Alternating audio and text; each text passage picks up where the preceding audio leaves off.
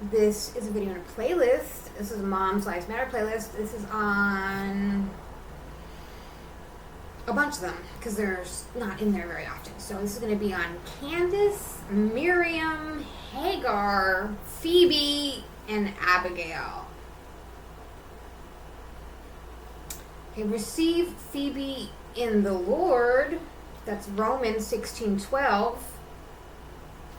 Okay, salute Priscilla and Aquila.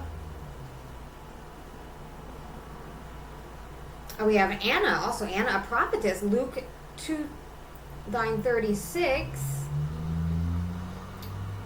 Romans 16:1. I commend you, our sister Phoebe, a servant of the church at Caesarea.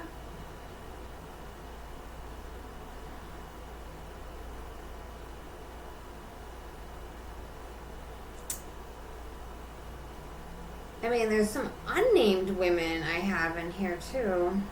A certain woman cast a piece of millstone upon Abimelech's head, break his skull. Judges 9:53. Luke 24:22. Yes, certain women of our company made us astonished, which were early at the sepulchre. How about he sent before us Moses, Aaron, and Miriam. That's Micah 6:4. Okay, a woman was sent before them. What do you know? How about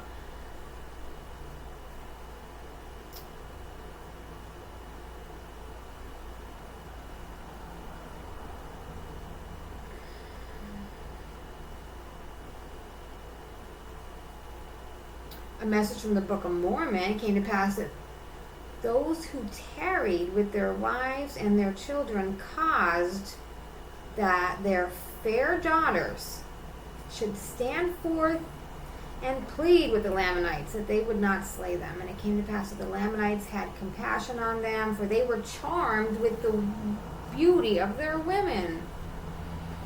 Miriam was a prophetess. That's Exodus 15:20. Hagar, that's Genesis 16:4.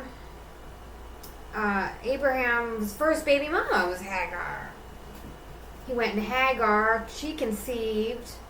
When she saw that she had conceived, her mistress was despised in her eyes. God heard the voice of the lad. The angel of God called to Hagar out of the heaven and said to her, What aileth thee? And Hagar, fear not. God hath heard the voice of where the lad is.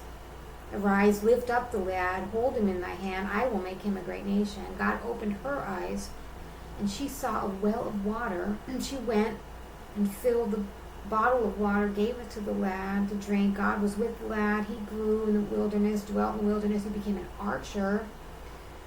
And he dwelt in the wilderness of Paran, and his mother took him a wife out of the land of Egypt.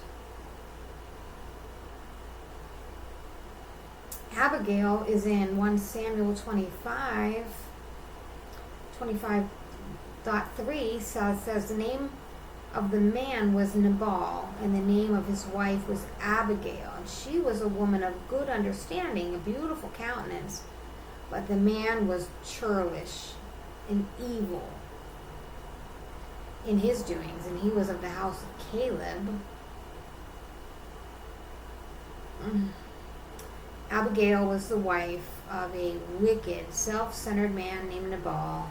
David, who had been anointed king but had not yet taken office, sent servants to kindly ask Nabal to show hospitality to him and his servants. And David's servants had been companions and protectors of Nabal's shepherds. Nabal's response was that David was lazy and presumptuous. David, who was traveling with his men after the burial of Samuel, was angered at Nabal's reply, and David prepared his men for a fight.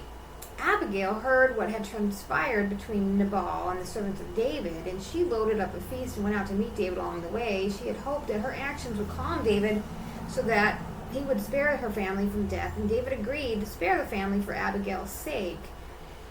Nabal was thinking to himself to be someone special because he told David to take a hike, threw a big party for himself, and he was drunk and unable to protect himself. And the next morning, Abigail told Nabal that she had taken an offering to David, and by doing so turned back the king and his 400 soldiers. And Nabal was shocked to learn that his whole household could have been destroyed.